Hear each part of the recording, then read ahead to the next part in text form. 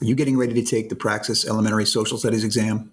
That's a subtest of Praxis 5025, Early Childhood Education. If that's a test you need to pass, then I have good news for you. I'm Dr. Mark Pearcy. I'm a professor of social studies education, and I'm a test prep expert at study.com. In this video, I'm going to walk you through a few practice questions like those you'll find on the Praxis and show you how to approach selecting the best answer so you'll be ready on test day. Sound good? Okay, let's do this. The first question, how do political cartoons help historians to understand the past? A, the cartoons, like the literature of a culture, show the important events that occurred in that time period. B, the cartoons, like the literature of a culture, show the laws and practices of the culture. C, the cartoons, like the literature of a culture, show the attitude of those in the culture. Or D, the cartoons, like the literature of a culture, show how the elite lived and viewed those of lesser economic classes. The correct answer here is C. The cartoons, like the literature of a culture, show the attitude of those in the culture. Political cartoons and literature show historians how the people of that culture believed and felt in the time period. That's an example of attitude. A and B, while a political cartoon might show an important event and might indicate what the laws and practices of the culture were, they don't necessarily do that. And for D, a cartoon, again, might show how the elite of a given culture lived and viewed those of lesser economic classes. But that's not necessarily what the cartoon will do. Question 2.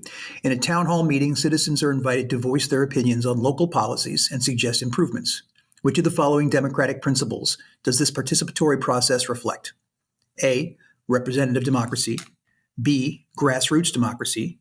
C, pluralism. Or D, authoritarianism. The correct answer here is B, grassroots democracy. And the reason why is that grassroots democracy is an emphasis on citizen participation at the local level. This allows individuals to directly influence their decision-making processes in their communities. The reference to grassroots refers to the idea of influence growing from the ground up, from the bottom up, from the most local level. Question 3. Which of the following is the best way for a teacher to facilitate discussions about different family structures and cultural backgrounds for younger students? A, show videos featuring characters from racial minorities.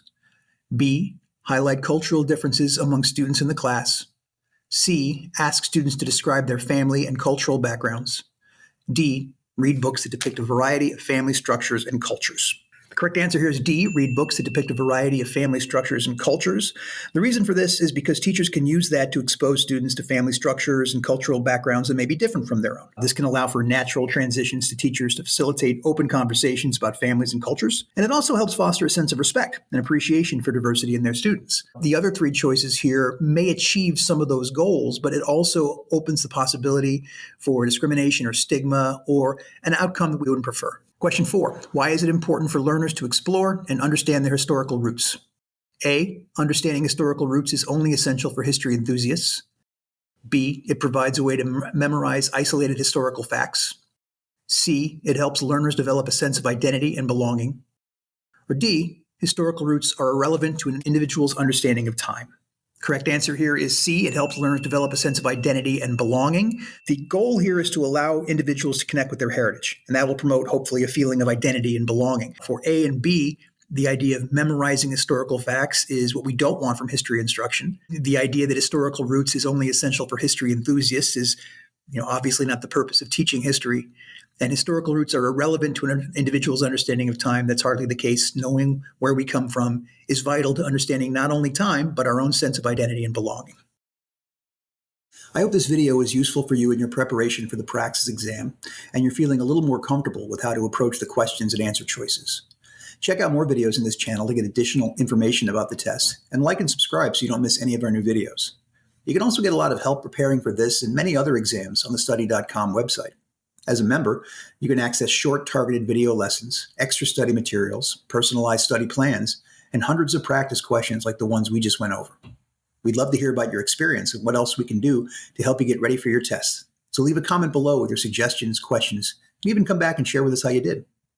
Thanks for watching. Good luck. You got this.